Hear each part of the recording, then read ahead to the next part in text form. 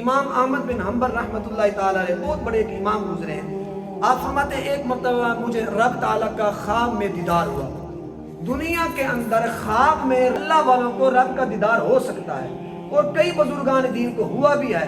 آج سے نہیں، آج سے 1300 سال پہلے کے بزرگان دین کو بھی ہوا ہے خواب میں.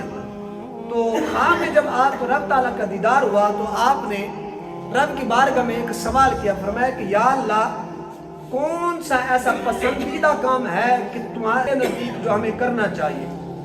تو امام احمد بن حنبل فرماتے ہیں جب میں نے رب کی بارگاہ میں یہ سوال کیا تو رب نے فرمایا کہ احمد، مجھے سب سے پسندیدہ کام یہ ہے کہ کوئی میرا بندہ میرا قرآن پڑھے. فرماتے ہیں کہ اللہ نے مجھے فرمایا کہ احمد، پسندیدہ جو مجھے عمل ہے نا، فرمایا وہ یہ ہے کہ بندے کو چاہیے کہ وہ میرا قرآن پڑھے. اب امام احمد بن حنبل فرماتے ہیں میں نے رب کی بارگاہ میں عرض کیا، میں نے کہا کہ یا اللہ، قرآن تو پڑھے، کیا قرآن ترجمے کے ساتھ پڑھے یعنی سمجھ کر پڑھے یا بغیر سمجھ کر؟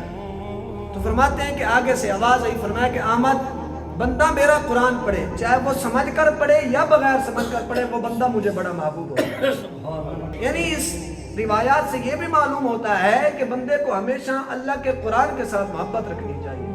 جب بندہ اللہ کے قرآن کے ساتھ محبت رکھے گا، ان کو سینے سے اٹھائے گا، ان کو صبح شام ان سے تلاوت کرے گا، تو اس بندے پر اللہ کی رحمتیں ہوں گی. کیونکہ قرآن کریم کے اندر اللہ کریم نے خود کئی مقام پر ارشاد فرمایا جب بندہ اللہ کا پاک اور مقدس کلام پڑھتا ہے تو اس بندے پر اللہ کی رحمتیں اور برکتیں ہوتی ہیں.